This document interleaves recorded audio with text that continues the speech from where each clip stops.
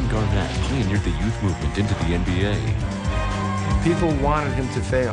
No one thought he could make it. I was so ready to prove everybody wrong. Beyond the Glory, next on Fox Sports Net.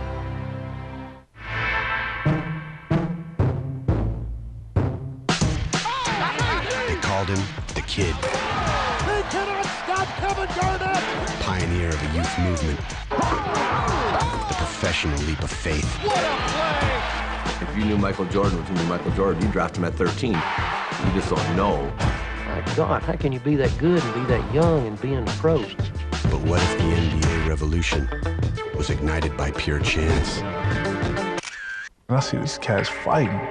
Dang, he getting beat down. I'm like, lynching. That's the South for you. Had that not happened, would he have gone straight to the NBA? Nothing nobody could have done to stop this young man. The part of me was like, they get me, they getting the animal. A straight, untamed pit bull, that's what they get. This is Kevin Garnett. Beyond the Glory. Absolutely outstanding. Unbelievable. There's the students that eat that on baseball. Do you have anything to say to your fans?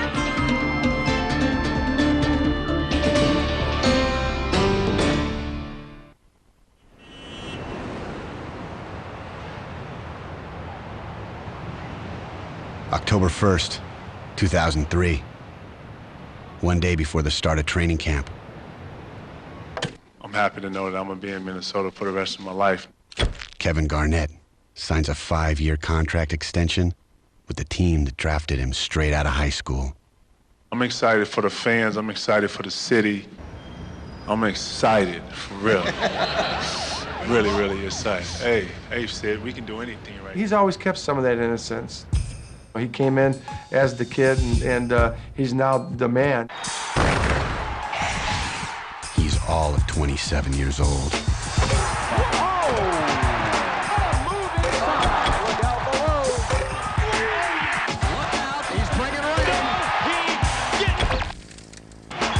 With a one-handed hammer. Oh, here comes another one. What a night for Kevin Garnett. He's in another world right now. Kevin Garnett changed the game. This past year, there were 5 high school players drafted. It all began with Kevin Garnett. He was not the first high school basketball player to turn pro. Just the first to make it look easy. My life is like a story. Y'all feel me? You know, sometimes you go through hard things, and today might be difficult. But if you hang in there and continue to work and continue to strive and don't let things set you back, even though that's easier said than done, it's, you know, the circle's gonna come back around, you know? The sun always shining, it's just sometimes there's some clouds there, you know what I'm saying?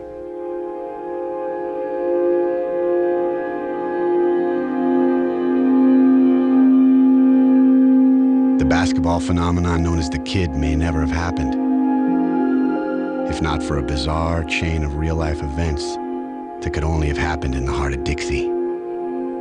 It's this country, it's the dirty South. He was born in Greenville, a town so tucked away in the mountains of South Carolina that Confederate deserters came here to hide during the Civil War.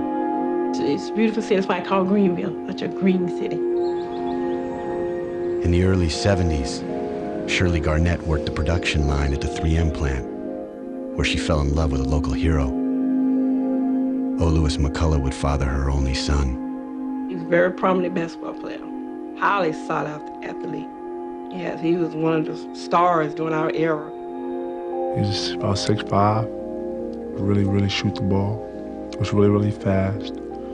I would not say he wasn't in his life, but they weren't as close as they should have been.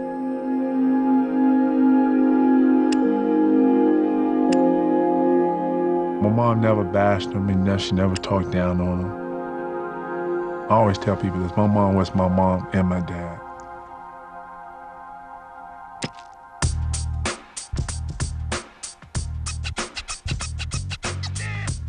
Kevin was the second of Shirley's 3 children. When he was 4, he met his best friend for life, Jamie Peters, nicknamed Junebug. Jamie had a Mickey Mouse watch. Did he tell you about the Mickey Mouse watch? I remember he had a Flintstone watch. It was Mickey Mouse. I remember well, it was Mickey Mouse. Mickey Mouse type calculator watch, you know? Bud left the watch with Kevin, and they have been friends ever since. By the time Kevin was 12, his mother had remarried and moved the family to the suburb of Malden, into Bug's neighborhood. It was a neighborhood where the blacks were just, I would say, the middle class. And there weren't many blacks in Malden, by the way. She quit the factory and started her own business, a beauty shop she ran out of the house. She used to have us doing little odd jobs like sweeping up hair on the floor, you know, collecting towels and washing them. I used to sterilize the combs, take the wraps off the rollers. A lot of good stories in the women's salon, better than the barbershop, to tell you the truth. Growing up, Kevin towered over kids the same age. He looked like a basketball player long before he could ever play. I was terrible. You think you just grab the ball, you shoot, and it goes in, and it's not that easy. But basketball was the neighborhood game. Kevin and Bug became regulars at Springfield Park. I got just beat down, just outplayed and just embarrassed a lot of times. You know, I've always been competitive, and it just drove me. We played from sun up to sundown. First thing you hear in the morning, being that we live across the street from, it's basketball, bouncing. Kevin, put that ball up. On Basswood Drive, his game would grow by leaps and bounds. Everybody was like, you know, why don't you go out for varsity, whatever. But I knew my mom wasn't gonna let me play. I just knew. My mom was a type of mother who really wanted us to focus on school, and anything other than that, or that would take our mind off of that, she just wasn't having it. There's 2 things I'm scared of in life. That's God and my mom. He knew. I would have said no. With his best friend's encouragement, Kevin secretly showed up for the basketball tryouts his freshman year. How can Kevin not play on the team? He had to be on the team, yeah. They would always send a permission slip home to sign, but Bud would always be the one to sign the permission slip. But organized basketball is nothing like the playground. First day of practice, we didn't touch a ball. Second night of practice, we didn't touch a ball. There's more to playing basketball than shooting a basketball and dribbling it. I could tell right away he was like my mom. Wanted to be in control, would let you know that this is his gym, he doesn't need you. Whether he liked it or not, Kevin thrived on the discipline. I could teach him a drill at practice, and he could teach it as good as I could the next day. I mean, it was locked in. I just had this mentality that I'm a kid and I'm here to be seen, not heard. You know, that's how my mom taught us to be. But he could not hide his talent. As a freshman starter playing against boys 2 and 3 years older, Kevin averaged 13 points, 14 rebounds, and 7 block shots a game. You dream of coaching somebody like that. You dream of coaching somebody that you can send to a big school. College coaches 1,000 miles from Malden would know about Kevin's potential before his mother ever even knew he played a game. I always put my bag outside my window. He would be like, Ash, I'm gonna go up to the park for a little while. Could you just tell Mom I'm at Bug's house or something? He would leave the game and go home and climb through the window in his bedroom as though he never had left to play. That's how I went for like a year and a half, almost 2 years. But the double life would catch up to KG.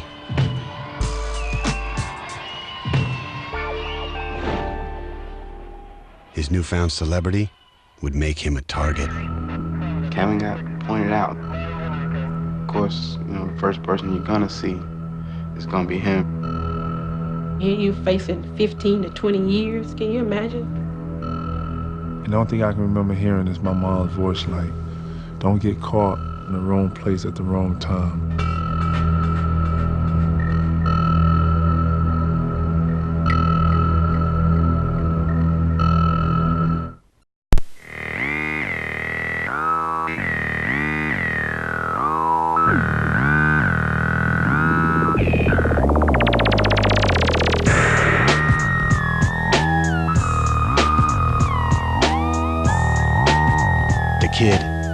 is known for his game face.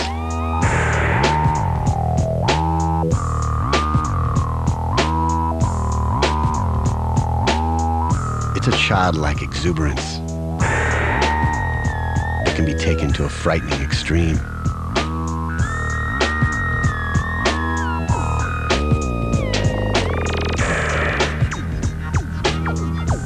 But Kevin Garnett began his basketball life as a much different player. The way I was taught, it was like, you go out and try to rip somebody's head off and throw an elbow and, you know. I wasn't taught to do it with joy, you know.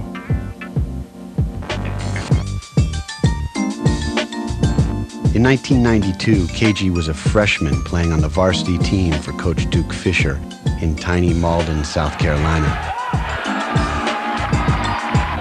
I dunked the ball, I would hit a three, and I would celebrate, and he would stop practice, and I would run while the other people practiced.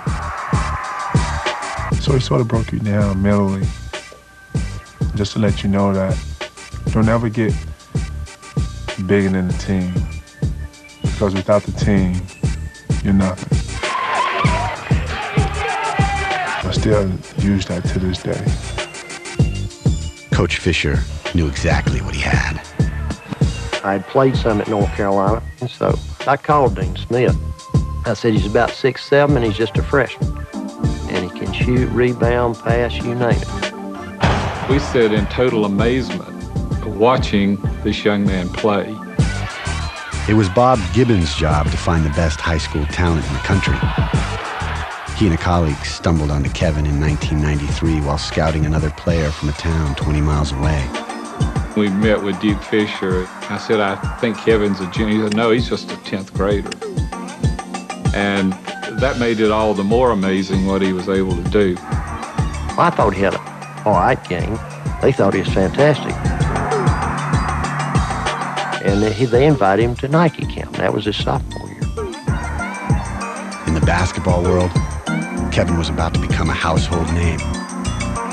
In his own home, his mother had no idea he was even on a team.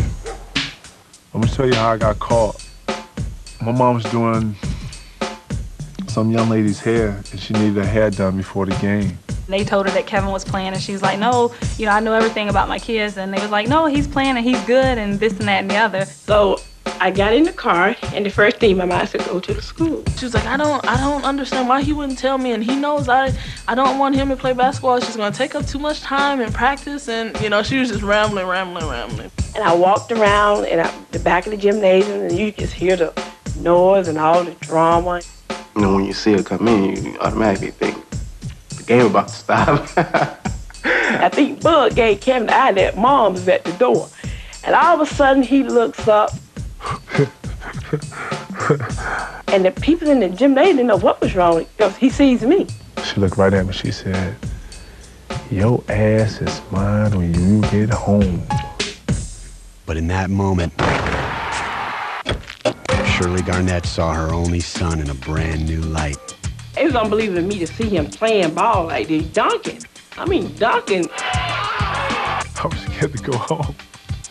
I was scared to go home. I just became his biggest fan, and I was his biggest critic.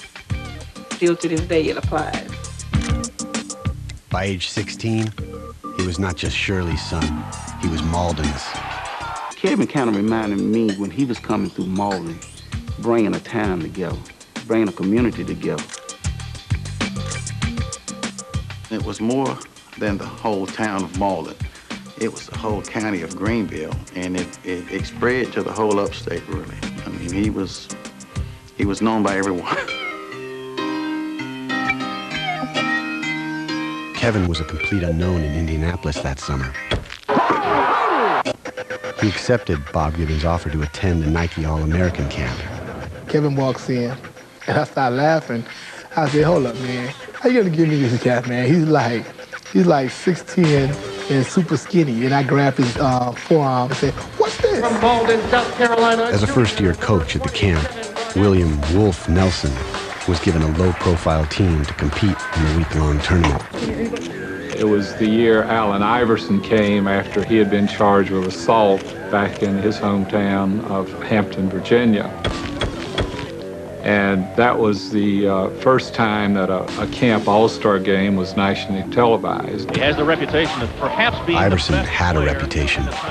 Garnett made one in a matter of days. Garnett, who delivers to tie the contest. Kevin dunks on somebody, and I called him to the sideline. I said, Kevin, come here. Come over here. Kevin runs over there. You know, like, did I do something wrong? I said, what was that? That was a sissy dunk. The next time you dunk it, you want to dunk it a little bit harder, man. I mean, I need some excitement. I need some emotion. And with that, the kid was unleashed. Oh, man! Samaki Walker finds Garnett. Look by Walker. Go a little slip screen off on the inside, and again, another dunk, and this time Kevin Garnett buries it. He was the best player of the best of the best. He became an overnight national figure. And he came back home. It was like just a different kid as far as basketball goes, man. It was like, it was different. I'm in books and Streets and Smith and honorable mention and whatever. It got to the point where he got so much mail when he was a junior that they'd send it to me. And I thought, golly, this is great. I've never gotten this much mail in my life. Recruiters were relentless.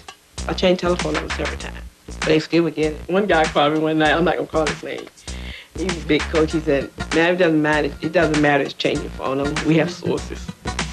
After his junior season in 1994, Kevin was named South Carolina's Mr. Basketball, the first time an underclassman had ever won the award. His future seemed as rock solid as the granite surrounding Greenville. Kevin wanted to attend college. That was his dream. He wanted to attend school.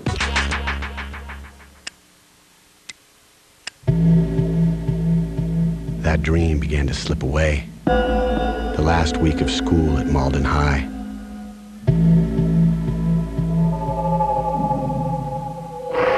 I see these cats fighting, so it's bugging myself. Dang, he getting beat down. It's like a blur now. Because everything started happening so fast after that.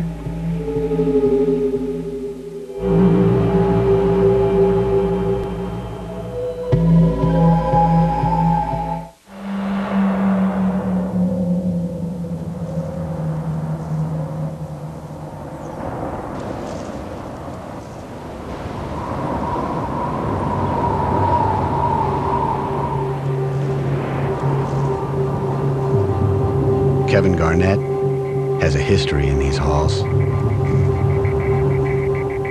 Something happened here that would set him down an unexpected path. There was a little racial tension going around at school. But you don't really know what to think about it at the time. Still.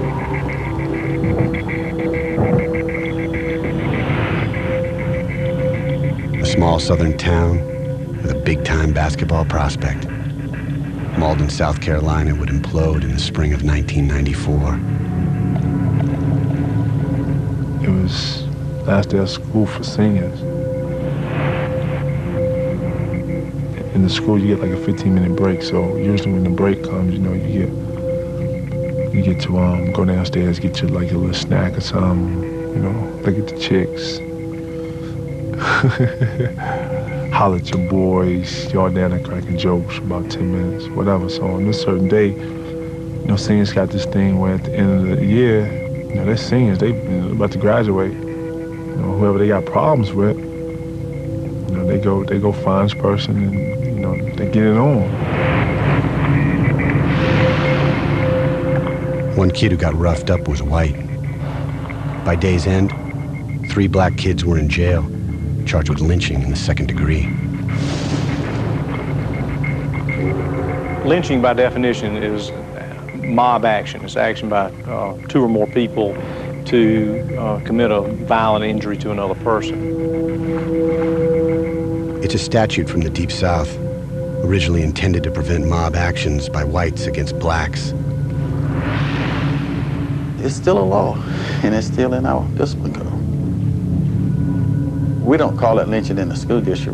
We may call it ganging, but we don't call it lynching, but the law itself does say lynching. I know it connotes a lot of bad things, but in fact, it's many people are charged with lynching in South Carolina.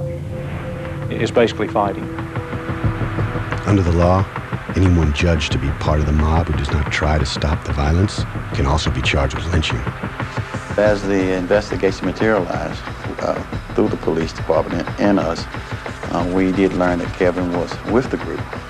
It was like a lot of us, you know, down there while that was going on. And of course, you know, the first person you're gonna see is gonna be him. Next day in school, a couple of teachers come up to me. It's like, yo, you know, we heard that, the police want to talk to you and you was caught in this altercation or whatever. You know, what happened? And we sat in my doorway with him in a chair and me in a chair, and he just said, I didn't do anything. I was just there.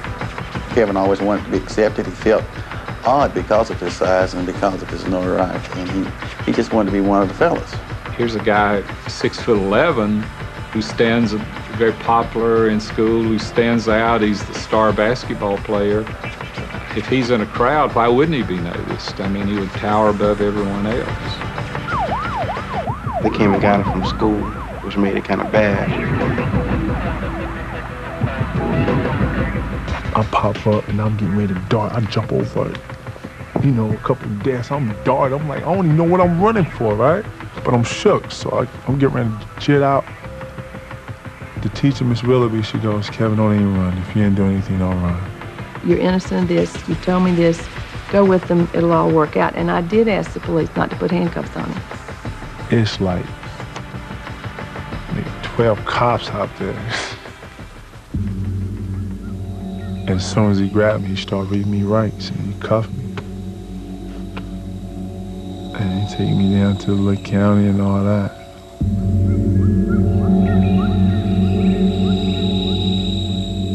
Everything else is like a blur. I went down to the Marlin police office, and there sat Kevin, crying. I never have seen him look like that. And I just look on his face, and I'm like, what in the world is happening? The reigning Mr. Basketball had been charged with lynching in the 2nd degree. Kevin and 5 others faced the possibility of 20 years behind bars. I know he would never harm a fly, not Kevin. And to go down to the police station and hear you facing 15 to 20 years, can you imagine? Well, it was hard to believe. I thought, it was just something that would go away after a day or so, but they stayed out. And then, it got worse as far as him not being able to play basketball for Marlin and all this stuff. He'd been expelled from school. His senior year of eligibility was now in question. My mom was like, you can't, they had obviously kicked me out of school, expelled me from school. And so it's like, I'm getting you out of South Carolina.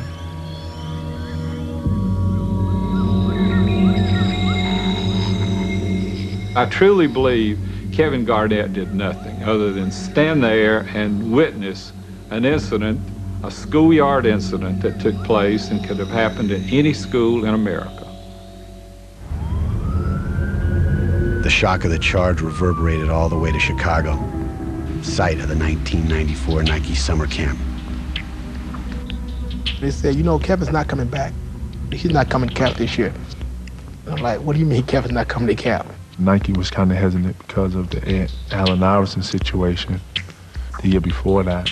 Allen got in trouble. They brought him to camp, and the media, they sort of crucified him. How could you? You putting basketball over these kids and this, that, and the other. So I said, well, Kevin has a situation out there where he got involved in the fight. And I started laughing because Kevin, that's not Kevin. My reaction was, if Kevin Garnett doesn't come to the camp, I'm not staying at the camp.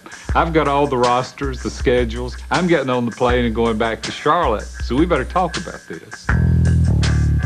Nike relented. Kevin was reunited with Coach Wolf Nelson. How you doing? Can I get away?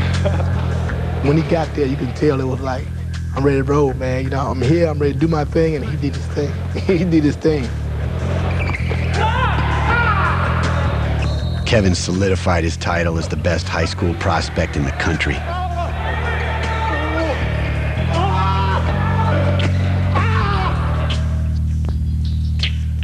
His mother laid the groundwork for their escape from the South. She said, I'm not gonna sit back and let them destroy my baby.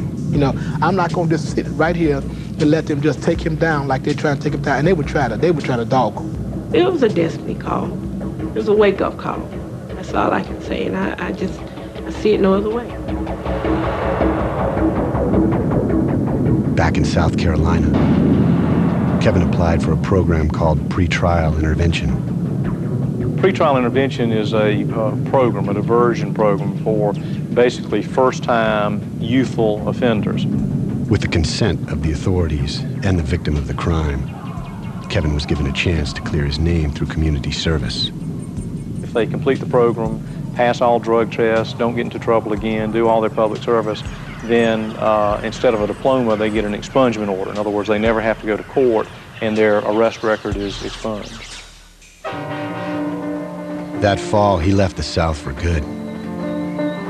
Shirley left behind a husband and a business and moved her son and youngest daughter to Chicago. I was just so depressed, man. Just totally depressed. You know, I just felt like it was my fault that everything was going down the drain, so to speak. I really, truly don't believe that we knew what we had when we had Kevin Garnett here at Malden. You know, maybe it was a blessing in disguise, though, because he probably wouldn't have went pro the way he did if he had stayed at Malden. So. Had that not happened, would he have gone to Chicago? Would he have gone straight to the NBA? We'll never know.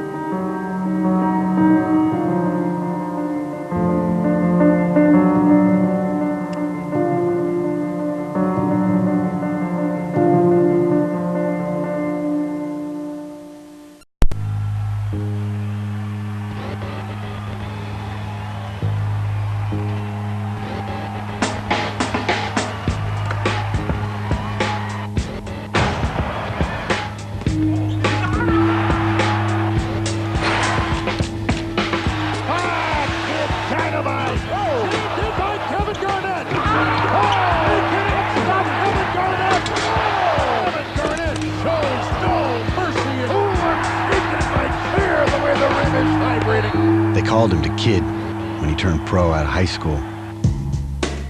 Some sports writers claimed it was a mistake. He'd never make it. He was too young, too immature. All those people that were saying that couldn't even get through not even half of what I've been through. That was my edge. I was like, it can't be no harder than Chicago. Can't be this hard. Now, he asked me to come with him. See, that's how he did it, you know. You want to come to Chicago with me? Yeah. They were 18, country boys who felt betrayed by their little hometown. Chicago is like nothing I've seen in my life. You know, it's rough. I remember calling Taylor Bell with the Chicago Sun-Times and telling him, you're getting the best high school player in the country. In the spring of 1994, Kevin had been charged in connection with a schoolyard fight he claims he had nothing to do with. 4 months later, they fled South Carolina for the Windy City. The school was Farragut Academy. Kevin had latched onto Coach William Wolf Nelson after 2 summers playing for him at the Nike summer camp. At first, the adjustment was sort of tough for Kevin. Like I said, it's like he's just overwhelmed with, you know, you look at the school and make the school, and it's like, wow, you know, it's like another world. First couple of days of school was hard. It's an all-Hispanic school. Maybe 4,000 kids, you got 100 black kids. You know, having things like what we had going on at our school, and then getting to a school and it's like one white kid there. It was like, man, I didn't even know places like this existed. First day, man, we're in the lunchroom, and the lunchroom is dead silent. We were sitting there at the table, and people are staring at us, and a hot dog just come right over my shoulder, boom, boom. And I was like, oh, God. And bugging myself, turned around, and he's like, you know, basically told everybody in there, we kick their ass if this happened again.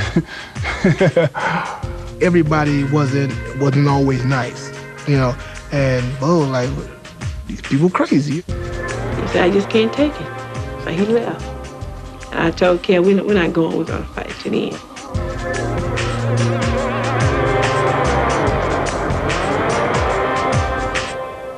He had the basketball team, you know, they were like a cohesive group, you know.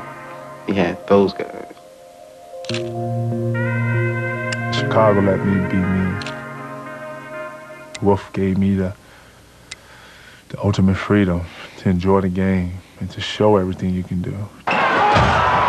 Kevin wanted to play some hard-nosed basketball.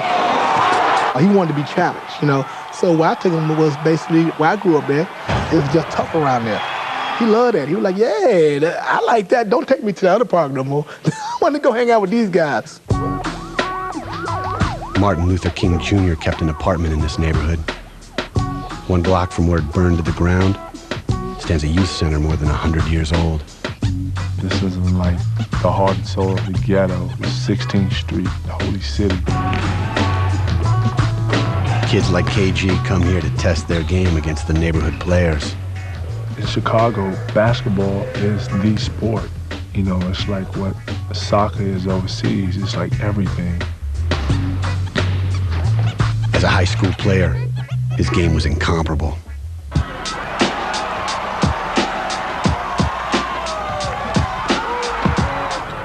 But his future would be determined by how he scored in the classroom.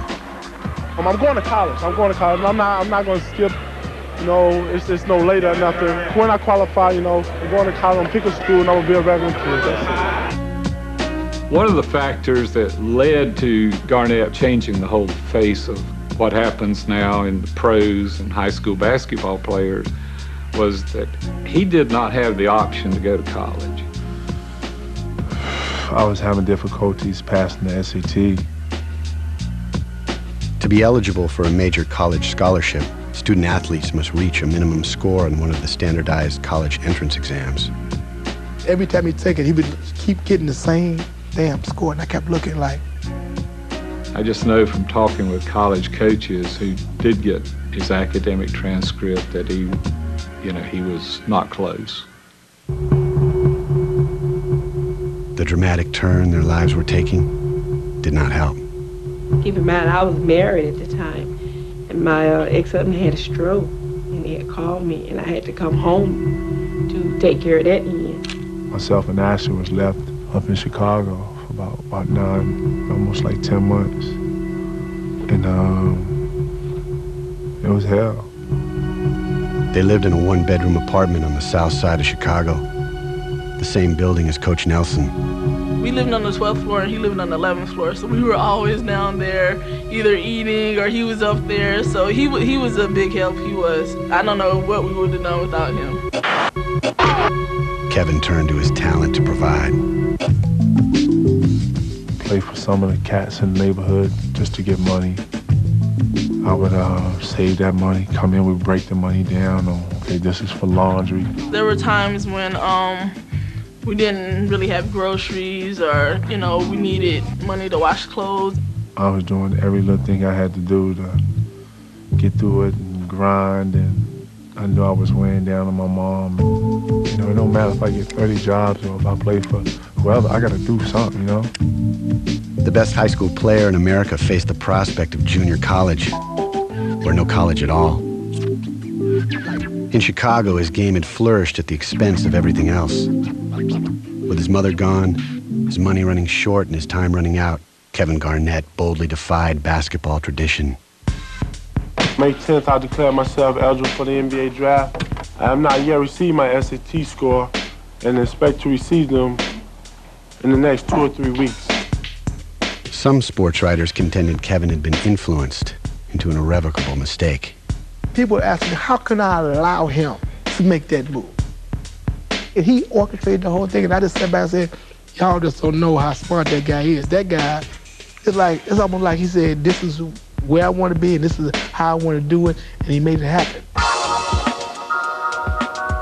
He scheduled a workout for NBA executives a few weeks before draft day.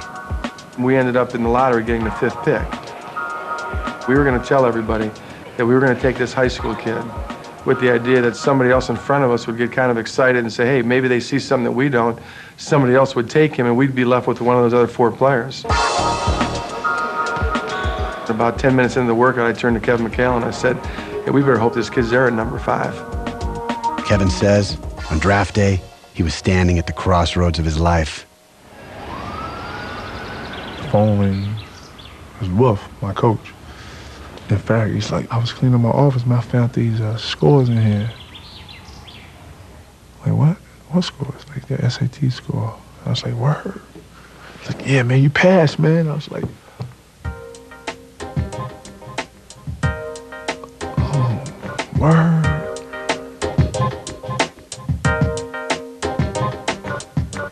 The next 30 minutes, probably the best 30 minutes of my life. With the 5th pick in the 1995 NBA draft, the Minnesota team will select Kevin Garnett from Farragut Academy in Chicago.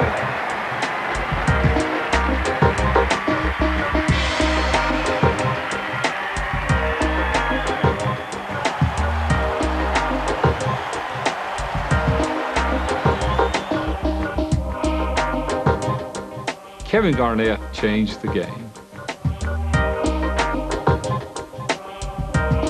Kevin was the one that kind of led the way. But an invitation to join the club doesn't mean that you belong. You step up to that jump ball, and you look at the guy across you and say, hey, look, I'm going to kick your ass. And then you got to go out there and do it. There's nobody holding your hand. I had serious doubts that he was strong enough to play against a Karl Malone or a Shaquille O'Neal. I thought they were just absolutely battering. Times that I think I was going to make it. I'm going to make this. Just if I got to die here today, I'm going to make this.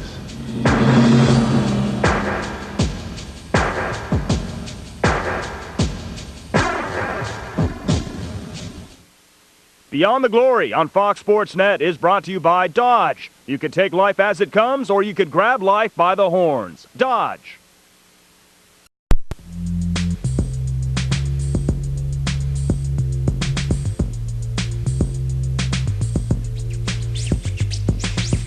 Some of the most celebrated players in the NBA today began their pro careers before they could even order a drink. They all stand on the shoulders of Spencer Haywood. In a case argued before the Supreme Court in 1971, Haywood won the right for undergraduates to earn a living in the NBA. In the 25 years between Haywood and Kevin Garnett, only 3 other high school kids even tried it. We went to play the Los Angeles Lakers, and Cedric Sabalas was playing for him. Sabalas was matched up on KG, and he went right around him and scored. Turns and faces, dribble drive, beats Garnett. Underneath, slam dunk, basket count, foul. And he turned back to him, he says, you know, this isn't high school. He got that everywhere. People wanted him to fail. No one thought he could make it. It just fueled me. It fueled me. I was so ready to prove everybody wrong. Sabalas would finish his career as a journeyman. Within 1 year, 19-year-old KG was a dominant force, a superstar in the making. Kevin Garnett started this trend of high school players skipping college and going straight to the NBA. Players are now more tuned in to the realities of their chances to be successful in the pros. The key to KG's success lies in the struggle he endured to get there. Kevin was a bit unique in the fact that he did leave Malden, South Carolina, and go to Chicago. Was kind of on his own for a while. And I think that served him very, very well. Kevin made that move out of happenstance. A schoolyard skirmish that could have happened anywhere. A size and stature that ensured he'd be singled out. An archaic law that would threaten his future. And a bold move to save his career. I want to play basketball and someday be in the NBA. I want to be out of this predicament that I was in. You can't keep a truly great player down. You can't. It's just not going to happen. In 1997, Kevin Garnett led Minnesota to its first playoff appearance in franchise history. He was rewarded with the richest contract in professional sports history. From day one, he's played like he has to prove he's worth every penny. Even at 19, he was a leader of our team. You know, this franchise, when you think of the Timberwolves, you think of Kevin Garnett. KG has taken the Timberwolves to the postseason each year since then. His team has yet to win a playoff series. Got to get past the first round. And it's not a bad question. It's not a question that I'm tired of either. It's the question that's really driving me. I can name a bunch of guys that were very, very good players that you guys would probably do a show on, and that 20 years later no one mentions them because they didn't win championships. His legacy in Minnesota is yet to play out, but the kid will always be a legend in Malden, South Carolina. He has a desire to be a great basketball player, and he has a sense of history, and he has a respect for the game. Those same things that make him a great basketball player also make him a great person, because he has a sense of community about him, and he wants to be a good citizen. You know, I always tell young kids who are thinking about coming to the NBA, it is difficult, and you got to maintain and sort of manage yourself. And I don't think young kids sometimes understand that. So when I talk to them, I talk from a real perspective. Put it on the bottom or top? On the bottom, right? Not just basketball, because that would probably be the easiest, you know? Life is a whole nother game.